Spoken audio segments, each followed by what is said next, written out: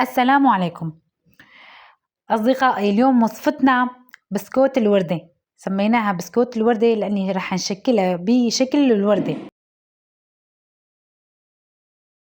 بمكونات قليلة ووصفة سهلة وطيبة، فيكن تحضروها ب10 دقايق. نبدأ بالوصفة. بسم الله الرحمن الرحيم. هون عنا 150 غرام من الزبدة بحرارة المطبخ، لازم تكون هون زبدة معنا تكون دايبة.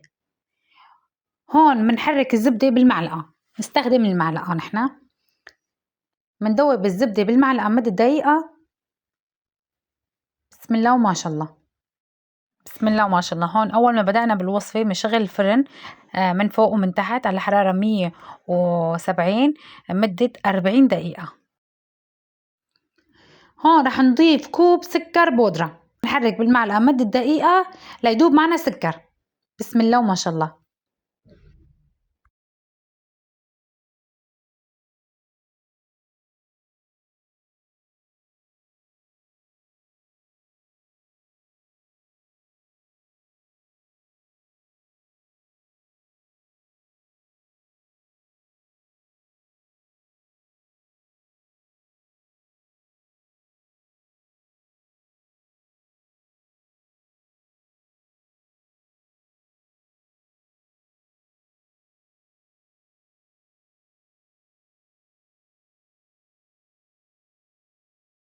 بعد ما داب معنا سكر رح نضيف بيضتين، نرجع منحركن. بسم الله وما شاء الله.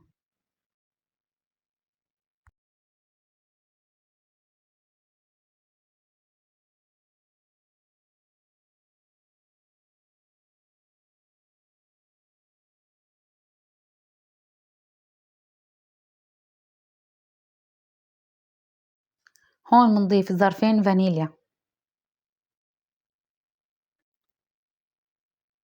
منضيف نص كاسة نشا. النشا بتعطينا قرشة كتير طيبة للبسكوتة. بسم الله وما شاء الله.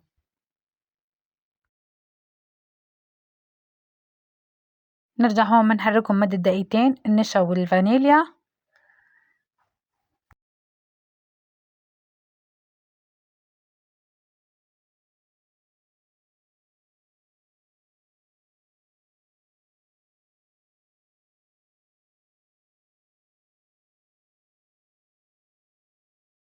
منضيف 3.5 كوب من الطحين. طبعا هون منضيف كاسين طحين، نعجن العجين ومنضيف 1.5 كاسة بالتدريج.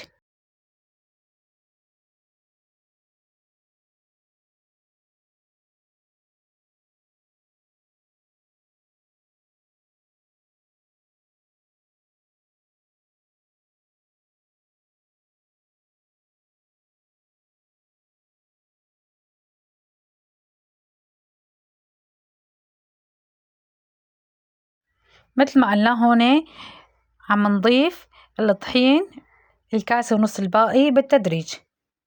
بسم الله وما شاء الله، اللهم صل على النبي. بسم الله وما شاء الله. هون عجينتنا جهزت. طبعا هون عجينة طرية وكويسة. طبعا هون وقت بدنا نعمل الكرات لازم ما تشقشق معنا الكرات العجينة، ما تقطع معنا. طلع عجينة ما شاء الله بسم الله كتير طرية وكويسة طلعت معنا.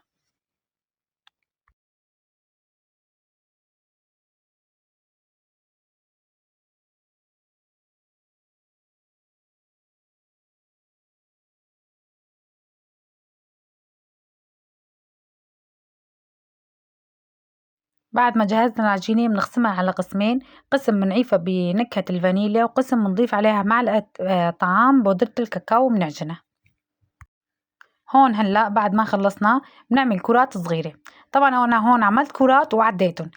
نكهة الفانيليا عملت 45 كرة ونكهة الكاكاو 45 كرة.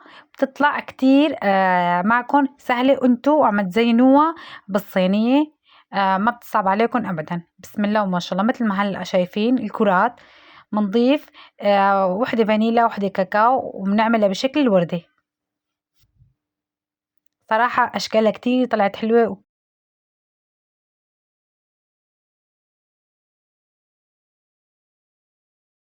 طبعا هون شو بنعمل بالكوب أرضية الكوب نكبس البسكوتات كرمال شكل الوردة الكرات تلزق ببعضها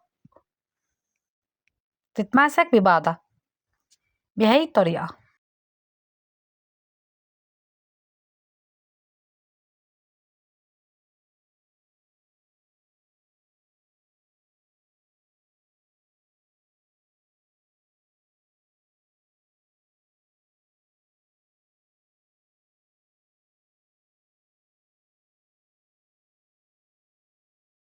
بسم الله ما شاء الله، وصفتنا جهزت وبتمنى عجبتكم الوصفة، وما تنسونا من لايك والاشتراك والشير لرفقاتكم.